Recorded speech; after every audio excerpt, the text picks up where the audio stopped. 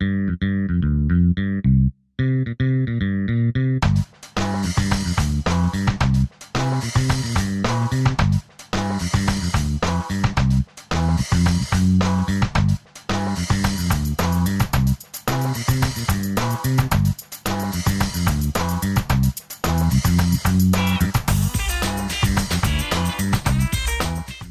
afternoon. My name is Mark Menard, and I run a company called Enable Labs in Troy, New York. So a little bit about me. I'm my wife, Silva. I've got two boys, Ezra and Avi. I'm from and I still reside in Troy, New York. I'm the owner of Enable Labs. We're a boutique consultancy doing web and mobile development. And I've been doing Rails for Ruby for about 5 years. And I've been doing software development for a long time. And in prep for this talk, someone on my Twitter feed came by with this quote. I really love it because it really sums up why writing small, clean, well-designed code is really important. Because, as he says, the great thing about writing shitty code that just works is that it's too risky and too expensive to change it so it lives forever. It becomes zombie code. It's the stuff you don't even want to open the file, or if you do open the file, you look at it and go, oh, I'm not going to touch that. Then you go elsewhere and write your own code, duplicating some of the functionality that's in that code. So this talk's probably going to focus on code at the class, code at the method level. Because having small code at the class level and the method level, it is the fundamental building block of creating small code that can be composed to create systems that are loosely coupled. I want to initially dispel a few concepts that you might have about what clean code or what small code is. It's not actually about less lines of code. It's about smaller methods, smaller classes, and a smaller surface of your object that you have to understand to get your work done. Fundamentally, writing small code, it's a design discipline. I was talking with the guys yesterday at the workshop that it's kind of a bait and switch. You can't write small code from scratch. At least I can't. I've been at it for a long time. I still suck at it. It's an iterative process of refactoring and tactical design at the code, class, and method level. So this is really about design and refactoring as much as it's about writing small code, because design and refactoring is the way to write small code. We don't just sit down from scratch and write it. You evolve to it. It's iterative. It's a process. It's emergent.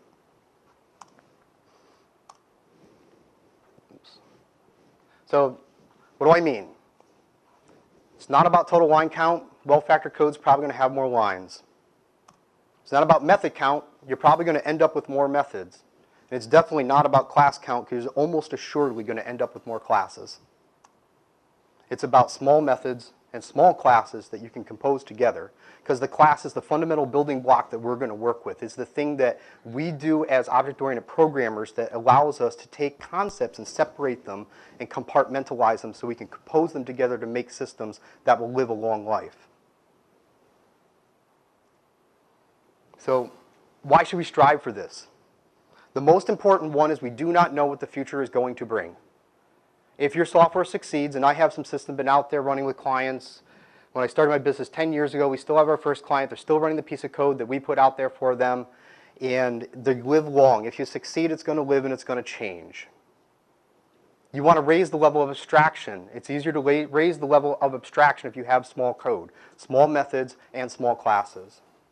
You want to create composable components because you want to get that functionality that's buried in that shitty code that's in that big, huge file and get it out so you don't keep reduplicating it and then end up with 2 versions, 3 versions, and 4 versions that are divergent from each other and how they actually function and fulfill the specification.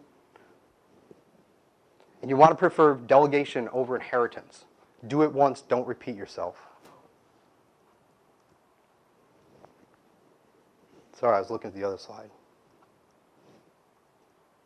So the challenge that we have with small is that you're going to end up in dependency management hell if you don't do it right. It's really important that you get this right, because if you have many small components and they're fitting together and you have your dependencies go in the wrong direction, it's going to become a rat's nest. You don't want to be there. And you're going to have to manage the context within your object's run. And you're probably already doing that if you're doing test-driven development, because your code actually has to run in 2 contexts already, the test context and the actual production running context. But if you're using a mocking framework and you've ever used classname.anyInstance.stub, you're not context independent. So the goal is small units of understandable code that are amenable to change. That's what we're trying to do today. Our three main tools are extract method, extract class, and composed method. Longer methods are harder to understand than short methods. Longer classes are harder to understand than short classes. If you can't fit it on a screen, you have to keep scrolling up and down, up and down.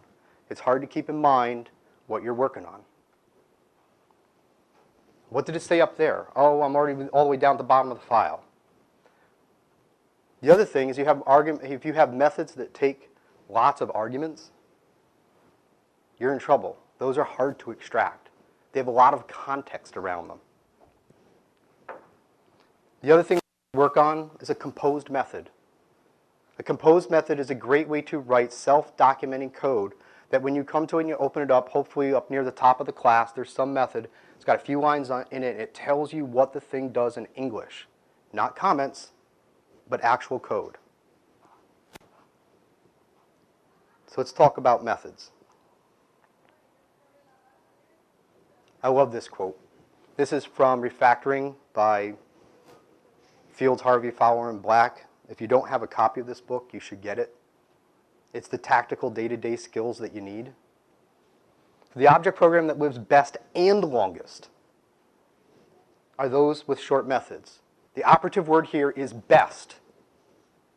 Remember that shitty code, it also lives forever, but it's not good. Short methods, short classes, composable, those are the best code. That's what we want to get to. So the first rule of methods is do one thing, do it well, and do only that thing. Now, do we achieve that every time we write code, every time I sit down, every time I'm doing something? No, but that's the goal. That's what we're pushing for every time, or what you should be pushing for every time that you sit down and you create code. And there's one that's hiding in here about the do only that thing, is don't have side effects. Object-oriented programmers, imperative programmers, we love having lots of side effects in our code. If you can avoid side effects, you're going to have a better long-term relationship with your program. Use a descriptive name. This one's really important. Naming is one of the hardest things we do, but you got to work at it. The fewer arguments, the better. My goal when I'm writing code is no arguments. 0, not a nil. 1 maybe, 2 if I have to, 3 if it's really necessary, but I really try not to have 3 arguments pretty much to anything except for a constructor.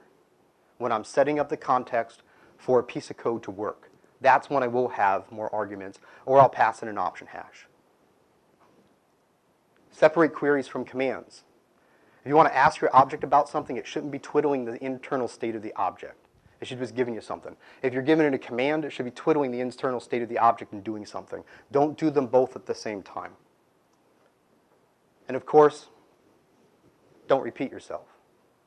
As soon as you repeat yourself, if you have to change that, you're going to have to go find it in the code no matter where it is. And eventually you won't be able to find all the instances of it. And then you're going to have divergent behavior. So let's build a command line option library.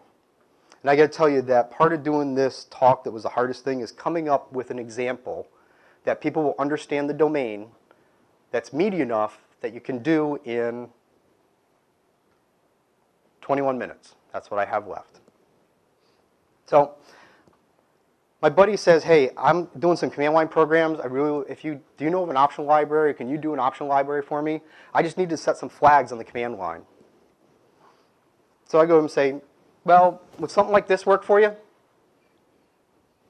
Got my command line options.new, pass it the argv, and configure in there what options I'm looking for. Here I'm looking for an option C, option V, and option E. And then down the code you can do something with it.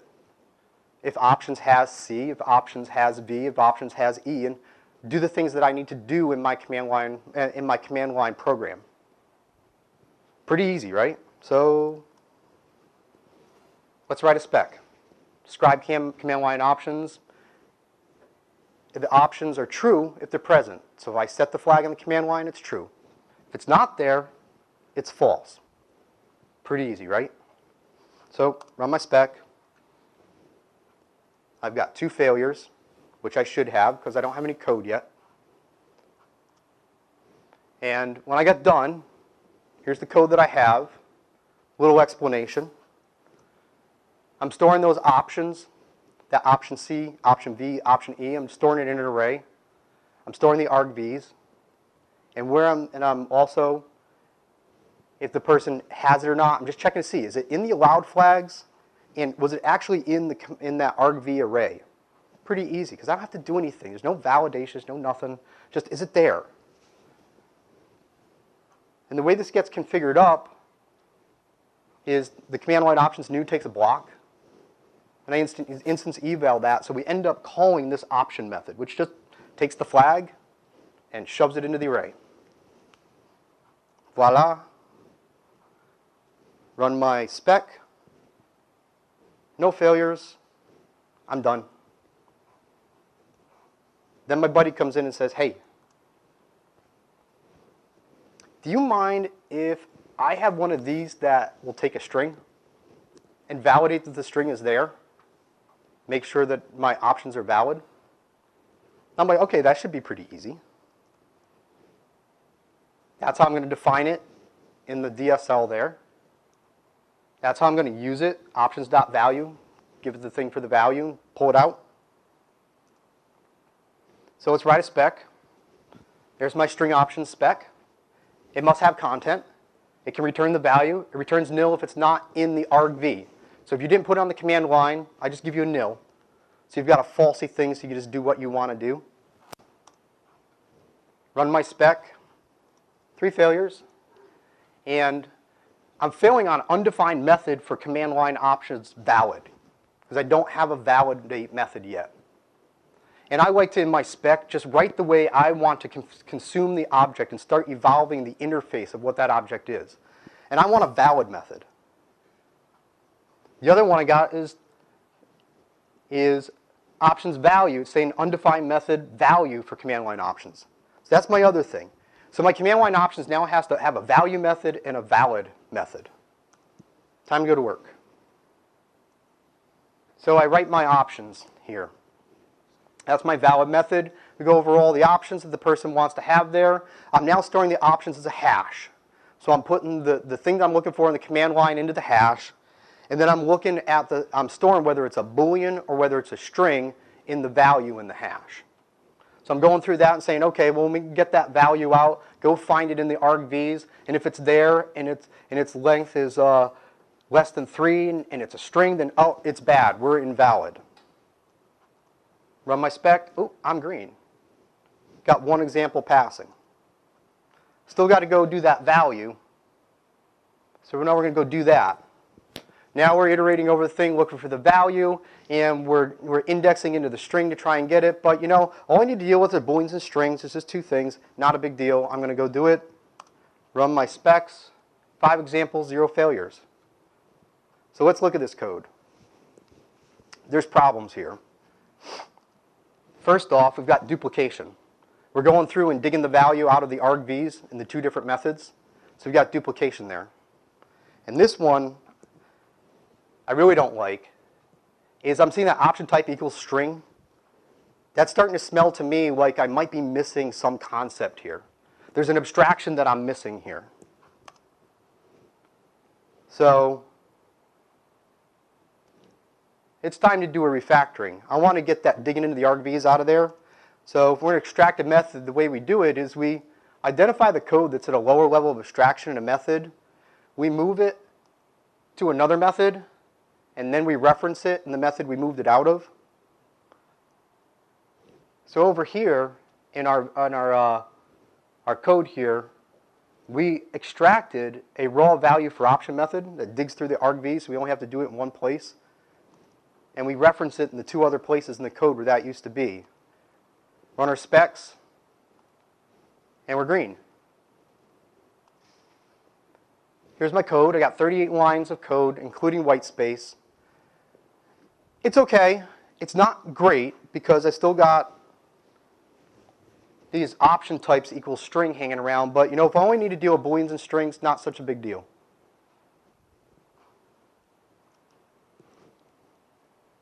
The other thing I see going on is I got those magic numbers, whether the length is less than 3 or the raw option values, I'm taking the index of 2 to the end of the string. That's really detailed kind of stuff, but it works, and my buddy says he's done with it, so I'm done.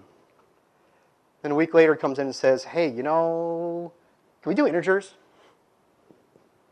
And the guys who are in the workshop yesterday will tell you at this point the code explodes. If you start doing the value, you start doing the validate method, you start getting into it, you start having complex logic in here. You start having lots of ifs, unlesses, and nesting. We're going to go through it and take a look at it. So I write my spec. There's my integer. Must have content, must be an integer. Can return the value as an integer. Returns nil if it's not in the argvs. If the person didn't pass it to me, it's just nil. Run my specs. They're pending. So I implement my first example, must have content. Just checking to see if there's content there. So this is my valid when I started. And I've got that option type in there. And I've got a new option type integer. So I guess I need to do some logic on that. This is really starting to stink. I don't like what I got here. I've got a concept here of an option. And I need to start thinking about getting that out of this class because this class is getting too many responsibilities. And this method is definitely getting too many responsibilities. Especially when we say it's got to be an integer. Here's what our code starts to look like. Does that stink? It does. I'll go through that later, but we're going to run our specs and it runs. Must be an integer is green now. It's not too bad. It's gotten worse. So it's time to look at that valid function. I got 2 returns. I don't typically like to have 2 returns from a method. It's not an absolute rule, but I don't like it. I've got that checking on type here on a symbol. Don't like that. Still got those magic numbers. A lot of red on there. And if anybody digs into the code and says, why am I rescuing false from an integer passing it a string? Just type foo.2i in IRB. Gives you a 0, so it's broken. So I do a little refactoring, trying to make the code at least a little bit more readable. Now I've got a switch statement. A switch statement screams to me polymorphism. And it's definite. I'm switching on the type. Very, very clear. So I'm going to add in that Boolean type. So now I've got all 3 of my types in my switch statement. Kind of a place I can keep track of it. Run my specs and I'm green. But I'm going to get some of that code out of there and create some methods with the idea that I'm going to be moving these to another class. I know they're going someplace else. They're going to a string option or something, an integer option or something. They're going someplace else. So I'm going to get them out of that case statement. We just reference them in the case statement. And I'm going to add one for Boolean option because Boolean options are always true. They can't be invalid. So now this is what my valid function looks like.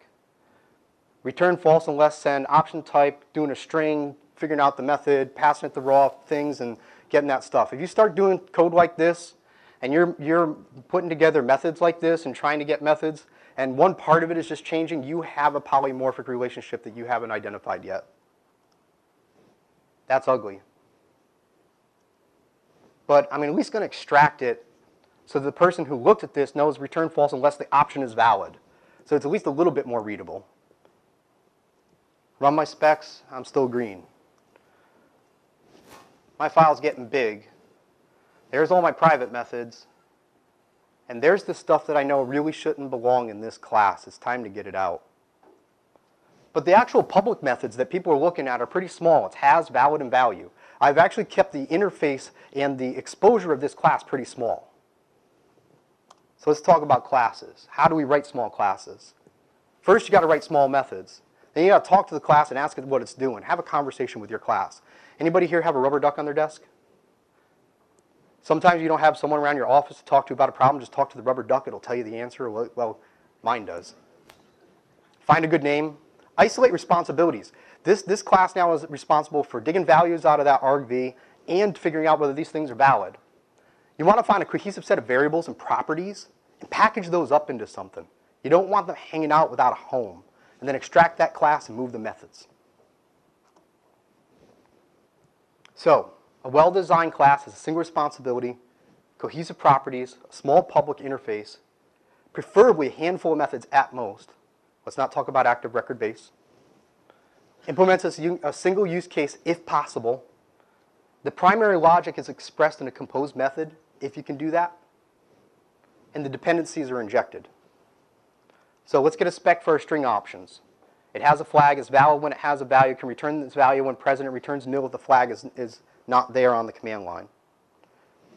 I run it and I am all yellow because I'm still pending. You notice that I haven't touched the integer options one. I'm leaving that alone because I'm now in a refactor at the moment. I'm going to go get that class out of there and dig it out. So here's my string options class. It needs to know what flag it has. It's going to store the raw value that was on the command line that came out of the argv. That's pretty much about it for now. There's my spec. Expect string option.valid to be true when I've plugged in a value. And there's my command line options, my original class on the left-hand side. We're going to take that method out of there and move it over to the valid method in the string options class. So that's moving over there. And I had to bring over that method that digs the value out of the raw value, that 2 to -1 index into the string, because it's -p foo, so 0, 1, then it's 2 and beyond. That's where my string value is. So I had to bring that along. It's a little bit of baggage, but I got to have it there. So you notice something on the extract value from raw value down at the bottom here? No arguments anymore. Because we have cohesion around the properties of an option. We've created a place for those things to live. We don't have to pass arguments around anymore. All of our methods have 0 arguments. And now back in our original class, we just delegate to this thing. String options new. For now, I don't know what flag it is actually in this part of the code, but I'm just going to pass in the value and ask if it's valid. I'm starting to delegate over to that class now.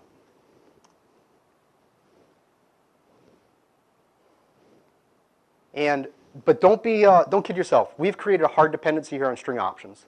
This class doesn't work without that class being around, and we can't sub for it. Here's my integer option, and here's my string option. See some duplication? Quite a bit of it, isn't there? So we're going to extract a parent class for these, option with content, because an integer has content after the flag, and a string has content after the flag. So we're going to pull out that parent class and move the stuff up there. And then that's what our string option looks like. Pretty empty, isn't it? But I'm going to leave that class around because I actually have a use for that later. Then I got my integer option. It's a little bit different because I actually have to parse the string and get the integer out of it and make sure it's a valid integer. So it's a little bit different. I run my tests and I'm still green. So let's talk about dependencies. If you're not injecting dependencies and you're not breaking hard dependencies in your code, they will come back to haunt you. Trust me, I've been there. I've suffered through it. I've had to learn this the hard way. Dependency injection and depending upon abstractions, not concretions. We have an abstraction in our code we haven't identified yet. I know what it is. Probably a lot of you do. We have that command option container. We've got a string option, we've got an integer option, we've got a Boolean option. The option is the abstraction. And we're going to make this code now depend upon the option abstraction, not any of the concretions. So this is what the code looks like, 2 refactorings here. This is up in the parent class where we're building those options. Instead of sticking just whether it's a string or an integer or a Boolean into that hash, I'm now sticking the actual objects into it. First I started out and I've got this switch case, this case statement, but I know using convention, I can get rid of that case statement and completely break the dependency on the type of the object.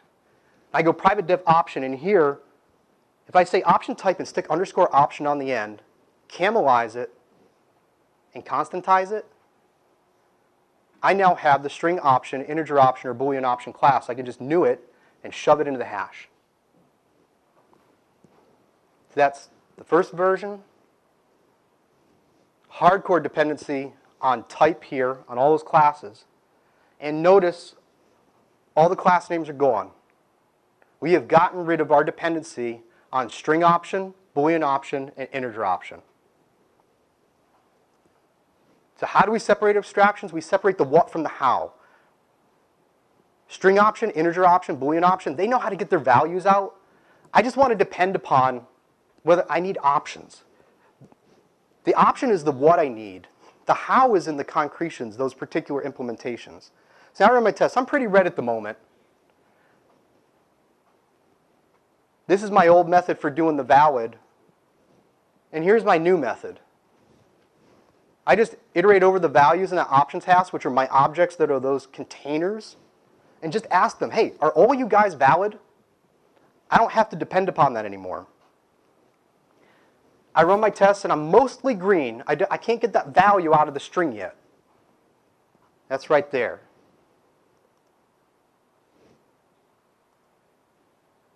So I got to rewrite this value method. Now I can tell you, had I gone to the point of actually engineering this thing and putting in all the integer and switching in here, this thing gets really complicated. But I like my one-liner at the bottom. Option, what flag are you looking for? Tell me your value. Done. But I'm still failing because I haven't implemented that value method on my integer option and my string option. So I'm going to go do that. So I implement those two things, run my tests, and I'm green. Done, right? There's my class, my command options class. There's my public methods, valid and value. That's it. And I actually moved my adder readers for my options and argv down to the private section because no one should really be mucking around with the internals of my class. It's not theirs to talk to. But the core of it's these two methods. Def valid. All it does is iterate over the option objects and see if all of them are valid. Done. I want to get a particular value out. Just go pull that object out and delegate to it and say, what's your value? Then he walks in again. He wants to do arrays. Well, it's actually quite easy. I write my spec at the top. That's my array option class. All it needs to know how to do is to take that string, that foobar baz, split it on commas, and send it back as an array. I add my spec. I add in that class. I run my spec, and there it is. It's green. Now I'm done for the moment. My name is Mike Menard. That's my company, Enable Labs. And if you're interested about this, I'd love to talk about it. Any questions? Thank you very much.